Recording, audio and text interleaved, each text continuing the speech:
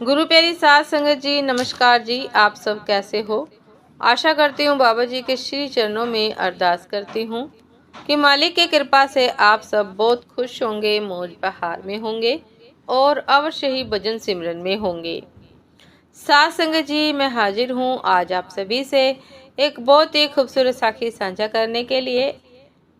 आशा करती हूँ ये साखी आप सभी को बहुत पसंद आएगी और अवश्य ही कुछ ना कुछ सीखने को मिलेगा। तो साध संगत जी, चलिए आइए समय न गवाते हुए शुरू करते हैं। साध संगत जी, एक गांव में धर्मदास नामक एक व्यक्ति रहता था।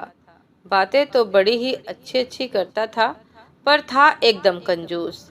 कंजूस भी ऐसा वैसा नहीं, बिल्कुल मक्खी चूस। चाय की बात तो छोड़ो, वह किसी को पानी तक के लिए नहीं पूछता था। साधु संतों और भिखारियों को देखकर तो उसके प्राण ही सूख जाते थे कि कहीं कोई कुछ मांग न बैठे। एक दिन उसके दरवाजे पर एक महात्मा आए और धर्मदास से सिर्फ एक रोटी मांगी। पहले तो धर्मदास ने महात्मा को कुछ भी देने से साफ मना कर दिया, लेकिन तब वह वहीं खड़ा रहा तो उसे आधी रोटी देने लगा। आधी रोटी देखकर महात्मा ने कहा कि अब तो मैं आधी रोटी नहीं, पेट भर खाना खाऊंगा। साध संगत जी, इस पर धर्मदास ने कहा कि अब वह कुछ भी नहीं देगा। महात्मा रात भर चुपचाप भूखा प्यासा धर्मदास के दरवाजे पर खड़ा रहा। सुबह जब धर्मदास ने महात्मा को अपने दरवाजे पर खड़ा देखा तो सोचा कि अगर मैंने इसे भरपेट खाना नहीं खिलाया तो यह भूख प्यास से यहीं पर मर गया तो मेरी बहुत बदनामी होगी। बिना कारण साधु की हत्या का दोष लगेगा। धर्मदास ने महात्मा से कहा कि बाबा, तुम भी क्या याद करोगे, आओ पेट भरकर खाना खा लो। साध संगत जी, महात्मा भी कोई ऐसा वैसा नहीं था। धर्मदास की बात सुनकर महात्मा ने कहा कि अब मुझे खाना नहीं खाना, मुझे तो एक कुआं खुदवा दो। लो, अब कुआं बीच में कहाँ से आ गया? धर्मदास ने साधु महाराज से कहा। साध संगत जी, और धर्मदास ने कुआं खुदवाने से साफ मना कर दिया। साधु महाराज अगले दिन फिर रात भर चुपचाप भूखा प्यासा धर्मदास के दरवाजे पर खड़ा रहा। अगले दिन सुबह ही जब धर्मदास ने साधु महात्मा को भूखा प्यासा अपने दरवाजे पर ही खड़ा पाया तो सोचा कि अगर मैंने कुआं नहीं खुदवाया तो यह महात्मा इस बार जरूर भूखा प्यासा मर जाएगा और मेरी बदनामी होगी। धर्मदास ने काफी सोच विचार किया और महात्मा से कहा कि साधु बाबा, मैं तुम्हारे लिए कुआं खुदवा देता हूँ और इससे आगे अब कुछ मत बोलना।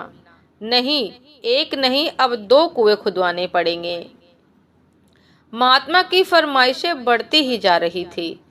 धर्मदास कंजूस जरूर था पर बेवकूफ नहीं। उसने सोचा कि अगर मैंने 2 कुएं खुदवाने से मना कर दिया तो यह 4 कुएं खुदवाने की बात करने लगेगा। इसलिए धर्मदास ने चुपचाप 2 कुएं खुदवाने में ही अपनी भलाई समझी। कुएं खुदवा कर तैयार हुए तो उसमें पानी भरने लगा। जब कुओं में पानी भर गया तो महात्मा ने धर्मदास से कहा कि 2 कुओं में से एक कुआं मैं तुम्हें देता हूँ और एक अपने पास रख लेता हूँ। मैं कुछ दिनों के लिए कहीं जा रहा हूँ, लेकिन ध्यान रहे, मेरे कुएं में से तुम्हें एक बूंद पानी भी नहीं निकालना है। साथ ही अपने कुएं में से सब गांव वालों को रोज पानी निकालने देना है। मैं वापस आकर अपने कुएं से पानी पीकर प्यास बुझाऊंगा। साध संगत जी, धर्मदास ने महात्मा वाले कुएं के मुंह पर एक मजबूत ढक्कन लगवा दिया। सब गांव वाले रोज धर्मदास वाले कुएं से पानी भरने लगे। लोग बहुत पानी निकालते पर कुएं में पानी कम न होता। शुद्ध जल, शीतल जल पाकर गांव वाले निहाल हो गए थे और महात्मा जी का गुणगान करते न थकते थे। 1 वर्ष के बाद महात्मा पुनः उस गांव में आए और धर्मदास से बोले कि उसका कुआं खोल दिया जाए। धर्मदास ने कुएं का ढक्कन हटवा दिया। सभी लोग यह देखकर हैरान रह गए कि कुएं में एक बूंद भी पानी नहीं था। महात्मा ने कहा कि कुएं से कितना भी पानी क्यों न निकाला जाए, वह कभी खत्म नहीं होता, अपितु बढ़ता ही जाता है। कुएं का पानी न निकालने पर कुआं सूख जाता है। इसका स्पष्ट प्रमाण तुम्हारे सामने है। और यदि किसी कारण से कुएं का पानी न निकालने पर पानी नहीं भी सूखेगा तो वह सड़ अवश्य जाएगा और किसी काम में नहीं आएगा।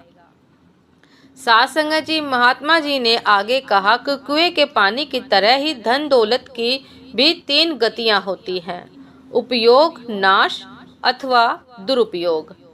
धन दौलत का जितना इस्तेमाल करोगे वह उतना ही बढ़ती जाएगी। धन दौलत का इस्तेमाल न करने पर कुएं के पानी